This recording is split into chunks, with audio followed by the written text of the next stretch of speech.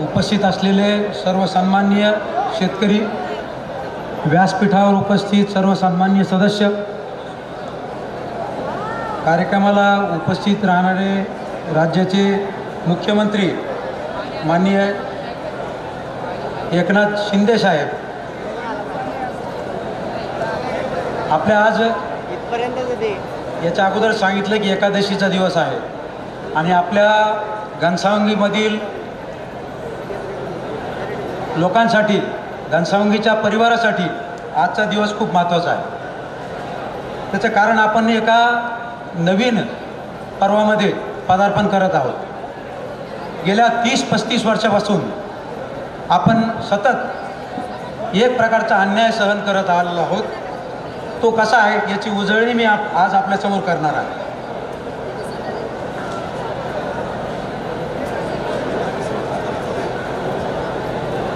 घनसावंगी तालुक्यामध्ये म्हणजे पूर्वीचा अंबड तालुका, घनसावंगी तालुक्यामध्ये साधारण ऊसाचं क्षेत्र हे 32 ते 35 लाख हेक्टर आहे।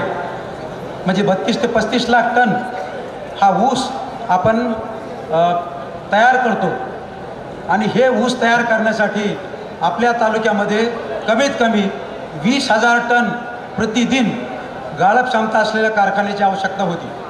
परंतु ह्या क्षमतेचा विचार न करता केवळ लोकांना दाबून ठेवायचं आणि त्यांच्या गरजा त्यांच्या ओंजळीनं पाणी पिल्याशिवाय पूर्ण होणार नाही याची जाणीवपूर्वक सुसूत्रपणे व्यवस्था इथं या राज्यकर्त्यांनी निर्माण केली होती। सुरुवातीला 2,500 टनाचा कारखाना, नंतर 15 किलोमीटरची आट सरकारने केली, त्याच्यामुळे दुसरं युनिट चालू केलं तीर्थपुरीला, 2,500 टनाचा कारखाना, असा एकूण 5,000 टनाचा कारखाना इथं सुरू करून या जनतेची घोर फसवणूक, घोर पिळवणूक चालू करण्याचा प्रयत्न ह्या राज्यव्यवस्थेने केला।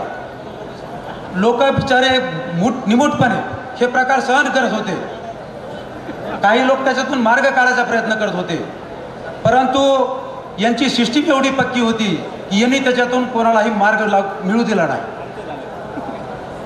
त्याच्यामध्ये घाडगे साहेबांनी प्रयत्न केला, घाडगे साहेबांनी कारखाना केला, त्याचा खूप मोठा फायदा आपल्या सर्वांना झाला। त्यांनी 5,000 टनाची कॅपॅसिटी आपल्याकडे केली।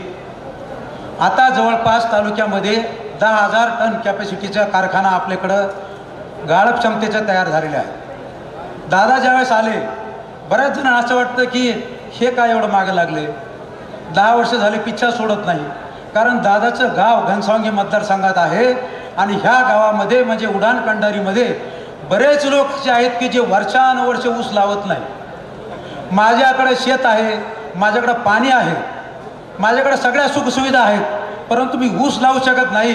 त्याचं कारण असेल की ही राज्यव्यवस्था मला ही सुविधा उपलब्ध करून देत नाही। दादाकडं एकत्र कुटुंब पद्धती आहे, स्वतःची 100 एकर जवळपास एकत्र कुटुंबाची शेती आहे। जायकवाडीचं सगळं पाणी 100 एकरमध्ये येत आहे, परंतु गेल्या 25-30 वर्षामध्ये आमच्या घरामध्ये 1 एकरही ऊस नव्हता। ह्या गोष्टीची खंत दादाला आहे की असे बरेच कुटुंब यांनी देशोधडीला लावले, यांना आर्थिक पिळवणूक या लोकांनी केली आणि याच्यातून दुर्दैव आपलं की याच्यातून कोणाला मार्ग काढता आला नाही। आणि त्याच्यामुळे ह्या सर्व परिस्थितीला मात देण्यासाठी, या सर्व परिस्थितीवर मार्ग काढण्यासाठी दादांनी इथं पाय रोवले आणि त्यांनी सांगितलं की मी इथून हलणार नाही, मला कितीही अपयश येऊ द्या, परंतु जोपर्यंत मी यशस्वी होणार नाही तोपर्यंत इथून जाणार नाही, मी तुमच्यासोबत राहील। त्याचं कारण असं आहे की आम्ही या मतदारसंघामध्ये आमच्या गावामध्ये लहानपणी शिकलो, खेडेगाव होतं, शिक्षणाच्या सुविधा अपुऱ्या होत्या आणि अशा याच्यामध्ये शिकत असताना ह्या लोकांना आम्ही फार जवळून बघितलं आहे। आमचे काका असतील, आजोबा असतील, हे काय बोलत होते हे आम्ही कानाने ऐकलेलं आहे। इतका अन्याय, इतका अत्याचार या लोकांनी केला। बरं, यांना आपण आमदार केलं, 5 वर्ष, 10 वर्ष, 15 वर्ष, एवढी एक संध सत्ता हातात दिल्यानंतरही यांचे जे काही व्हिजन म्हणतो आपण ते काही वाढलं नाही, यांनी यांचे हेके सोडले नाही आणि यांनी लोकांची आर्थिक पिळवणूक बंद केली नाही। या गोष्टीचा राग आहे आणि ह्या गोष्टीतून मार्ग निघाला पाहिजे, म्हणून आम्ही याच्यामध्ये सातत्याने झटत होतो। आम्ही म्हणजे दादा। आणि याच्यात त्यांनी बघितलं, सुरुवातीला बरेच वर्ष अभ्यास केला, विविध कार्यकर्त्यांशी चर्चा केल्या आणि त्यांच्या एक गोष्ट लक्षात आली की इथं ऊस प्रक्रिया उद्योग जो आहे तर त्याच्यावरती काम केल्याशिवाय या मतदारसंघातील लोकांना पर्याय तयार होणार नाही. परंतु आपली जनता भोळी बाबडी काहीतरी याच्यामध्ये मार्ग काढण्यासाठी एखादा माणूस पुढं झाल्यानंतर त्याच्या मागं खरंच एकसंधपणे उभं राहायला पाहिजे होतं. 2014ला ज्यावेळेस दादा पहिल्यांदा उभे राहिले त्यावेळेस आपण बघितलं चांगला प्रतिसाद आपल्याकडून मिळाला, कारण दादा नौके होते. फक्त 5 ते 10 दिवस अगोदर पक्षाने त्यांना तिकीट डिक्लेअर केलं आणि दादा इथं आले. 2019ला परिस्थिती बदलली आणि आपण बघितली की कशी दमछाक लोकांनी इथं केली, परंतु ती दमछाक थोडीशी कमी पडली.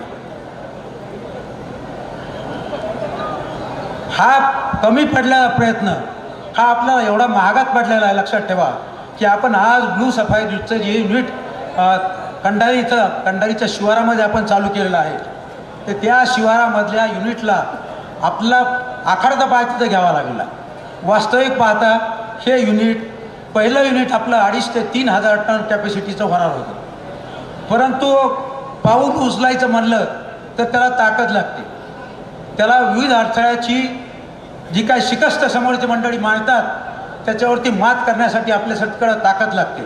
आणि ही जी जनता आहे भोळी बाबडी जनता, त्यांना ह्या गोष्टीची समज नाही. हे आमचं दुःख आहे. तुमच्या ह्या कृतीमुळं आपला कारखाना फक्त 1250 टन म्हणजे जवळपास आपण 1500 ते 1700 टन पर डे कॅपॅसिटीने क्रशिंग करू शकतो. मागच्या वर्षी जर आपल्याला 1300 जर मतं जास्त पडली असती तर आपलं ते युनिट हे दुप्पट कॅपॅसिटीचं झालं असतं. आता त्याच्या मागं तुम्हाला परत सांगतो, साखर कारखाना अजूनही आपण आपल्या मतदारसंघात करू शकत नाही. त्याचं कारण असं, एवढ्या गाठी यांनी मारून ठेवल्या आहेत. कायदेशीर गाठी, गव्हर्नमेंट सर्क्युलर, गव्हर्नमेंटचे धोरणं हे सगळे त्याच्यामध्ये आड येणारे आहेत. मग ह्या सगळ्या गोष्टीतून मार्ग काढत असताना त्याचा ज्यावेळेस आपण अभ्यास करत होतो, गेले 3-4 वर्ष याच्यावरती हे करत होतो की याच्यामध्ये हा आडवा कसा येणार नाही, आणि हा आडवा आल्यानंतर याला आपण आडवा केल्याशिवाय ठेवायचा नाही. ह्या भूमिकेत ज्यावेळेस आम्ही गेलो आणि त्याच्यानंतर आपण ब्लू सफाईडचं शुगर नाही परंतु जॅगरी पावडरचं युनिट आपण चालू केलं. गतवर्षी आपण 1.25 लाख टन ऊसाचं गाळप ट्रायल सीझनमध्येच केलं. पहिला गळीत हंगाम होता. 1.25 लाख टन आपण ऊस गाळला, चांगली रिकव्हरी आपण आणली आणि चांगला भाव आपण शेतकऱ्यांना दिला. आपला कोणाशीही कॉम्पिटिशन करायची नाही, परंतु जे रास्त आहे ते लोकांच्या पात्रात पडलं पाहिजे. यांच्या चुका जर असतील तर त्या लोकांना कळायला पाहिजे आणि इथून पुढं यांच्या लोकांच्या प्रगतीच्या आड ह्या लोकांनी येता कामा नये. या गोष्टीसाठी दादा सतत प्रयत्नशील आहे.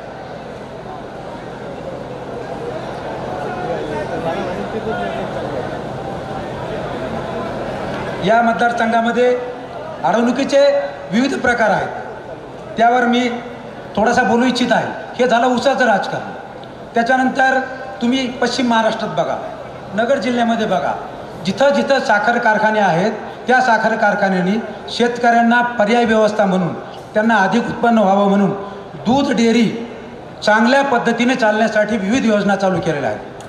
त्यांना ते चारा देतात, त्यांना ते गाई म्हशी वाढवण्यासाठी अनुदान देतात, परंतु ही गोष्ट आपल्याकडे तुम्हाला दिसणार नाही. आपल्या दूध डेअऱ्या त्यांनी चालू केल्या आणि तोट्यात ठेवून बासनात गुंडवून ठेवल्या. त्याचं कारण असं आहे मित्रांनो की तुम्हाला पैसा हा फक्त ऊसातूनच मिळाला पाहिजे. तुम्हाला इतर कुठल्याही मार्गाने पैसा तुमच्या खिशात जाता कामा नये. कारण तुम्हाला जर दुधाचा पर्याय तयार झाला तर ह्या दुधाच्या पैशाच्या जोरावर तुम्ही काय म्हणणार, आम्ही नाही लावत ऊस, आम्ही डेअरी करू. परंतु त्या डेअरीची जी काही कोनशिला आहे ती कोनशिलाच बसू द्यायची नाही, डेअरी डेव्हलपच होऊ द्यायची नाही. कारण तुम्हाला पैसे हे फक्त ऊसातूनच मिळाले पाहिजे आणि ऊसासाठी तुम्हाला त्यांच्याकडेच जायला पाहिजे, अशी ही व्यवस्था, असं हे चक्रव्यूह ह्या लोकांनी तयार करून ठेवलेलं आहे. बरे काही लोक वेगळे नाहीत, हे आपल्यातच आहेत. बरं, यांच्यासोबत जी मंडळी आहे त्यांची आणखी वेगळीच व्यथा आहे. यांच्यासोबतची मंडळी म्हणजे त्यांच्यासोबतचे डायरेक्टर असतील, यांच्यासोबतचे पदाधिकारी असतील, ही सगळी आपली मंडळी आहे. परंतु यांची अवस्था जर बघितली तुम्ही तर हे कुठलंही काम त्यांच्या मनाप्रमाणे करू शकत नाही. सहकार आहे, पंचायत राज आहे, ह्या दोन्ही ज्या काही संस्था आहेत हे तालुक्यामध्ये जिल्ह्यामध्ये विकास करणाऱ्या संस्था आहेत. परंतु येथील कार्यकर्त्याची परिस्थिती काय आहे तुम्हाला माहिती आहे का? तेथील कार्यकर्त्यांनी, तिथली पदाधिकाऱ्यांनी इमानदारीने स्वतःशी आत्मपरीक्षण करावं आणि सांगावं याच्यामध्ये जनतेला की गेल्या 15 वर्षात आम्ही हे निर्णय आमच्या मनाने राबवले आणि जनतेने ते कबूल करावे त्याच्यामध्ये. पण कृषी उत्पन्न बाजार समिती काम करत नाही. तुमची खरेदी विक्री संघ तर सगळीकडेच लयाला गेलेले आहेत. कुठल्याही संस्था ज्या त्यांच्या मताप्रमाणे त्यांच्या पदाधिकाऱ्याच्या मताप्रमाणे काम करू शकत नाही. याचं कारण असं आहे की त्यांना गुलामगिरीत ठेवण्याची सवय ह्या नेतृत्वाने तयार केलेली आहे. मी तर असं ऐकलं की इथल्या मोठमोठ्या संस्थेचे जे पदाधिकारी आहेत त्याला याने दुजोरा द्यावा की इथल्या मोठमोठ्या संस्थेचे सहकारी संस्थेचे जे पदाधिकारी आहेत त्यांच्यावरती बंधन आहे की त्यांनी कुठल्याही शासकीय कार्यालयात जायचं नाही. मग ते मोठे अध्यक्ष असतील. इतर ठिकाणी जिल्हा बँकेमध्ये मंत्री जे आहेत त्या जिल्ह्यातले पुणे जिल्ह्यामध्ये 6 मंत्री महोदय त्या पुणे जिल्ह्याच्या डायरेक्टर बोर्डावर आहेत. मोठी संस्था आहे. जिल्हा बँक म्हणजे लहान संस्था नाही. जिल्हा बँकेचा अध्यक्ष हा मंत्रिपदाच्या बरोबरीचा माणूस आहे. मी असं ऐकलं की यांच्यावरती बंधन आहे की यांनी कुठल्या कार्यालयामध्ये जायचं नाही. आता ही ऐकीव गोष्ट आहे, तुमच्या माहितीसाठी सांगतो. कारण हे जर कुठल्या ऑफिसमध्ये कामानिमित्त गेले की त्याच्या मागे लगेच शुक्ल कास्ट लावून त्याचं पद रिकामं करण्याचं कारस्थान ही बाकीची मंडळी करतात. त्याच्यामुळे हे नेतृत्व कसं घडणार आणि नेतृत्व घडणार नाही तर विकास कसा होणार. तुमच्यासाठी जी जिल्हा बँक दिली तिथं दिलेलं नेतृत्व जर पूर्णपणे काम करू शकत नसेल तुमच्यापर्यंत त्याचे लाभ कसे पोचणार. ही झाली जिल्हा बँकेची बाब. बाकी बऱ्याच गोष्टी आहेत. सूतगिरणी आहे, तिथले अध्यक्ष असतील, तिथले पदाधिकारी असतील, यांची हीच व्यथा. साखर कारखाने आहेत, तिथल्या चेअरमनची हीच अवस्था. चेअरमन जे आहे वर्ष 1.5 वर्ष पद यांनी रिकामं ठेवलं, परंतु तिथल्या एखाद्या सिनियर माणसाला यांनी चेअरमन केलं नाही. कसा विकास होणार. म्हणजे तुम्ही ह्या ज्या काही संस्था, ह्या ज्या काही तुमच्या पंचायत राजमधली व्यवस्था ही जर वेठीच धरणार असाल तर या लोकांपर्यंत विकास पोचणार कसा. आणि आपण जे ओरडतोय, आपण जे व्हिडिओ शूट करून पाठवतोय की माझ्या गावामध्ये चिखलामध्ये शाळेतून पोरं चाललेत, माझ्या गावामध्ये पोरांना रिक्षा आली शाळेत नेण्यासाठी आणि ती चिखलातून घसरते आणि आम्ही त्याला ढकलतोय, हे चित्र तुम्ही इलेक्शनच्या तोंडावरती सगळीकडे पब्लिश करता आणि सगळे आपण बघतो त्याच्यामध्ये. पण याचं मूळ कारण काय याची तुम्ही कधी कारणमीमांसा केली नाही. मित्र हो, रस्ते तयार करणे, याचा विकास करणे, ग्रामीण भागाचा विकास करणे याची जबाबदारी पंचायत राज पद्धतीवरती आहे. BNC त्याच्यामध्ये एक कारण आहे. BNC मध्ये मी ऐकतोय यांचेच कोणीतरी कार्यकर्ते आहेत, ते कामं घेतात आणि ते कामं काय कुठल्या तरी योग्य गुणवत्तेचे न करता वारंवार त्याचे बिलं उचलून घेतात आणि त्याचे परिणाम आपल्याला जनतेला भोगावे लागतात. पंचायत राजमध्ये अशी व्यवस्था आहे की तुमच्या भागात तुम्ही विचार करा, जे काम करतात पंचायत राज सिस्टीममध्ये त्यांनी विचार करावा की एकदा पंचायत समितीला मेंबर निवडून गेला, एकदा जिल्हा परिषदला मेंबर निवडून गेला की तो मेंबर परत दुसऱ्या वेळेस निवडून येणार नाही, याची व्यवस्था हे करतात. मला सांगा की तुमच्या भागातलं नेतृत्व जर तयार होणार नाही, परिपक्व होणार नाही तर तुमच्या भागाचा विकास होणार कसा. तुमच्या भागातल्या झालेल्या खराब रस्त्याचे जाब विचारणार कोण.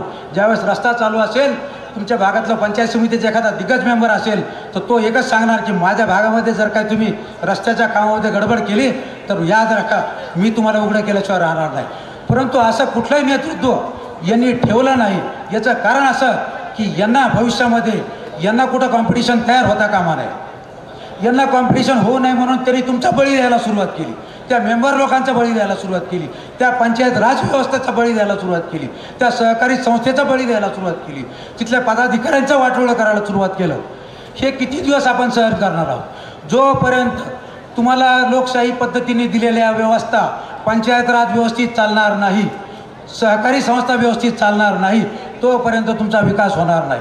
आपण बारामती म्हणतोय, बारामतीतील संस्था बघा, बारामतीतील पंचायत राज व्यवस्था बघा, तुम्हाला कळेल किती याच्यामध्ये की भरणे मामा पण पुणे जिल्ह्यामध्ये भरणे मामा जिल्हा परिषद मेंबर होते, जिल्हा परिषदचे अध्यक्ष ते झाले. त्याच्यामध्ये एवढी कॅपॅसिटी ह्या मेंबरमध्ये असते आणि त्याच्यानंतर ते मंत्री झाले.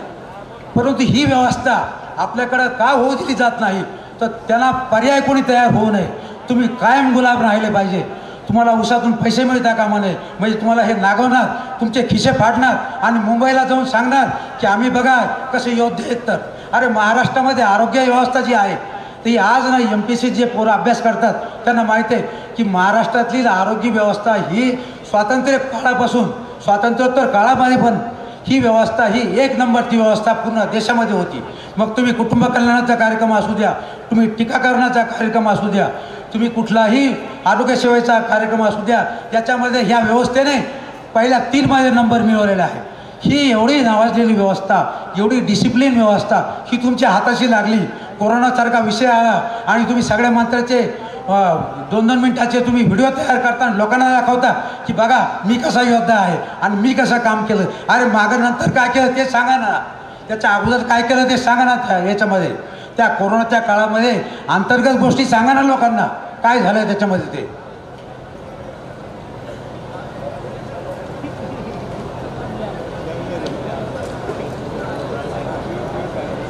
माझी मतदार बंधूंना विनंती आहे की पंचायत राज सिस्टीममध्ये काम करणारे तुमची आमची मुलं आहेत, माझे भाऊ आहेत, माझे कोणी काका असतील, माझे कोणी नातेवाईक असतील याच्यामध्ये, किंवा दुसऱ्या जातीचे बांधव असतील त्याच्यामध्ये, यांचं भवितव्य यांनी खलास केलेलं आहे.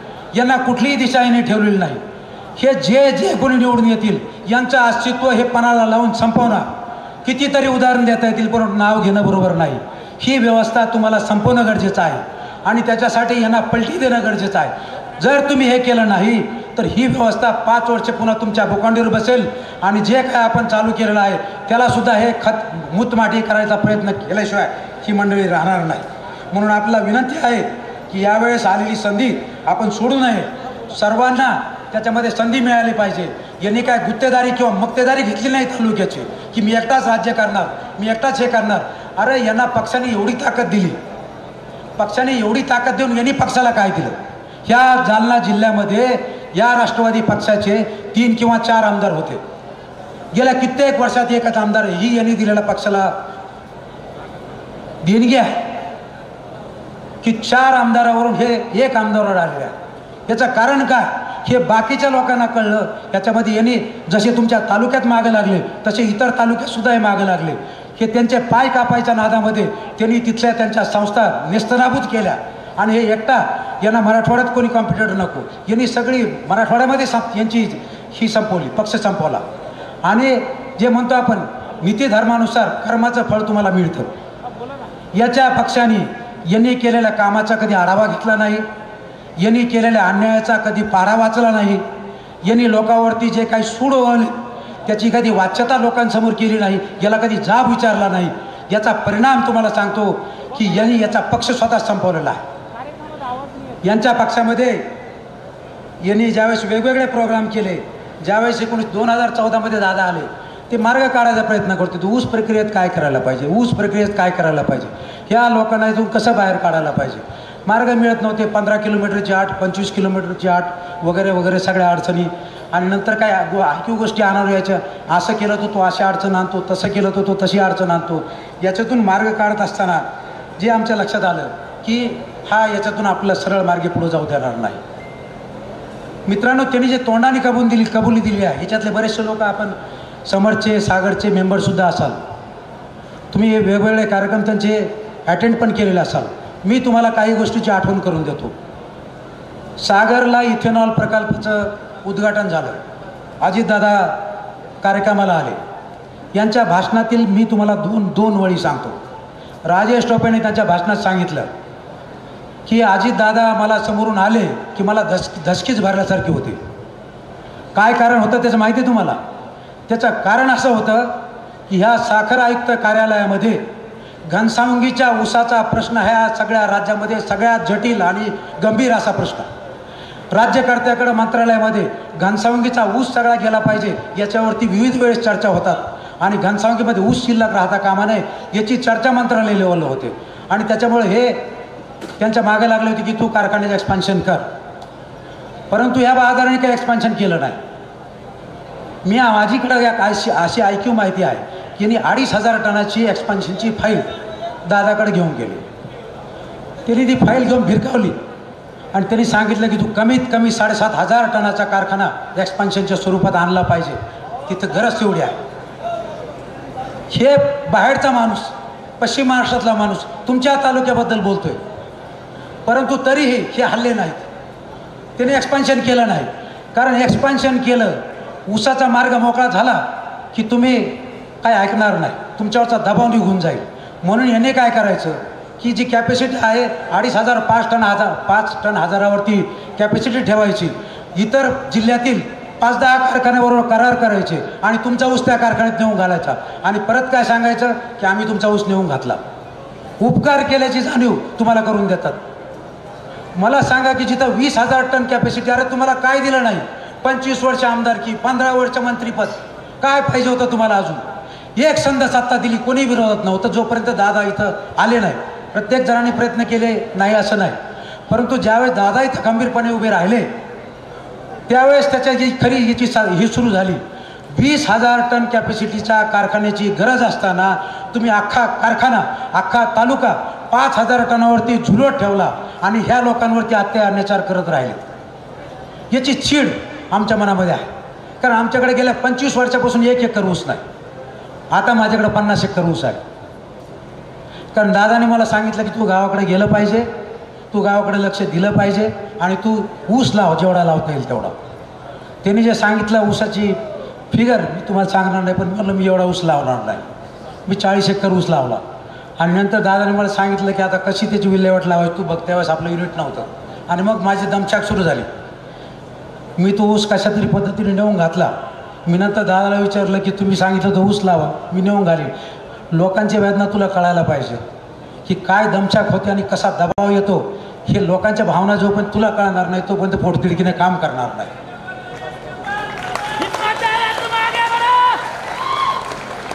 अशा पद्धतीने ह्या तालुक्यामध्ये तुमची छळवणूक, आमची छळवणूक, आमच्या कुटुंबियाची छळवणूक इथं केलेली आहे. याचा राग आमच्या मनामध्ये आहे. बाकी याच्यापेक्षा व्यतिरिक्त वेगळं दुसरं कुठलं हे नाही. आणि याला एकच पर्याय आहे की जोपर्यंत यांना तुम्ही सत्तेतून खाली खेचत नाही, जोपर्यंत यांना तुम्ही बाजूला करत नाही, तोपर्यंत हे पंचायत राजमध्ये काम करणारे कार्यकर्ते, पंचायत राजमध्ये काम करणारे पदाधिकारी, सहकारी संस्थेमध्ये काम करणारे संचालक मंडळ, सहकारी संस्थेमध्ये काम करणारे पदाधिकारी हे मोकळेपणाने काम करणार नाहीत, करू शकणार नाहीत. यांना करू येत नाहीत, करू दिलं जाणार नाही. हे मोकळे होतील. एवढ्या मोठमोठ्या संस्था आहेत, एवढ्या मोठमोठ्या विकासाची साधनं आहेत, केवळ यांनी वेठीला ठेवले म्हणून त्याचा लाभ तुमच्यापर्यंत पोहोचत नाही. हा लाभ मिळाला पाहिजे, नाही तर याचा काही उपयोग होणार नाही. दुसरी गोष्ट अशी होती की याने इथं जो आता घनसावंगीला तुमचा मेळावा झाला, यांचा पक्षाचा मेळावा, जयंत पाटील साहेब इथं आले होते आणि राजेश भैया टोपेचं भाषण चालू होतं. त्यांचा आविर्भाव बघा तुम्ही भाषणाचा. ते अशा आविर्भावामध्ये बोलतायत की आपण आता जिंकलं, आपण आता काय या इलेक्शनमध्ये काही विशेष नाही. ते जयंत पाटला सांगत होते तुम्हाला की मी आता माझ्या कारखान्याची कॅपॅसिटी 12,000 मॅट्रिक टनाची केलेली आहे, मी आता एवढा ऊस घालतो आहे. अरे पण 12,000 मॅट्रिक टनाची कॅपॅसिटी तुम्ही केली, ही एक्सपान्शनची सुरुवात तुम्ही केली कधी? ज्यावेळेस हिकमतदादांनी इथं सांगितलं की मी ऊस उत्पादक प्रक्रियेच्या याच्यामध्ये हात घालून लोकांना मार्ग काढून दिल्याशिवाय राहणार नाही, त्याच्यानंतर तुम्ही मार्गी लागले. त्याच्यानंतर तुम्ही एक्सपान्शन करताय. लोकांचे 5 जीव गेल्यानंतर कोणीतरी मागून पाठपुरावा करतोय, कोणीतरी मागून पाठलाग करतोय, म्हणून तुम्ही ह्या गोष्टी करताय. 12,000 टनावरती आत्ता कॅपॅसिटी आहे. गाडगे साहेबाचा कारखाना 5,000 टनाचा आहे. ते आता परत 5,000 टन एक्सपान्शन करणार आहे. यांनी काय सांगितलं, ऊसातून तुम्हाला प्रश्न सुटले पाहिजे. प्रश्न कुठल्याही मार्गाने सुटू द्या. यांनी 12,000 करू द्या, नाही तर 15,000 करू द्या, यांचा 10,000 होऊ द्या, तुमचा प्रश्न मार्गी लागतो, तो सुटला पाहिजे. बाकी युनिट दादांनी केलं काय किंवा इतर कोणाने केलं काय याच्यामुळे आपला स्वार्थ नाही. आपला युनिट दुसरं होईल, परंतु यांचेसुद्धा युनिट वाढले पाहिजे आणि तुमचा ऊस 12 महिन्याच्या पुढं तुटता कामा नये. यांनी काय सांगितलं, जयंत पाटलासमोर जे कोणी कार्यक्रमाला उपस्थित असेल त्यांनी आठवण करून बघा, यूट्यूबवर बघा, यूट्यूबवरती ते आहे सगळं. मी एक होत टोटल त्यांचं भाषण आणि प्रोग्राम ऐकलेला आहे. यांनी जयंत पाटलासमोर असं सांगितलं की मी माझ्या कारखान्याची कॅपॅसिटी 12,000 टन केली आहे, आता मी एवढा ऊस क्रश करतो आहे. आणि नंतर त्यांना लक्षात आलं की जयंत पाटील म्हणजे याच्यातला फार मोठा सहकार सम्राट आहे. नंतर मागं वळून सांगितलं की आपल्यासारखी 5 युनिट जयंत पाटलांचे आहेत. आणि हो ना दादा असं मागं वळून बघून सांगतात, हो ना दादा, तर ते म्हणले 5 नाही 4. असं बोटवर करून त्यांनी सांगितलं 4 युनिट. म्हणजे जयंत पाटलाकडं त्यांच्या कारखान्याचे 4 युनिट वेगवेगळ्या ठिकाणी, एकाच कारखान्यात 4 युनिट 7,500 10,000 टनाचे आहेत.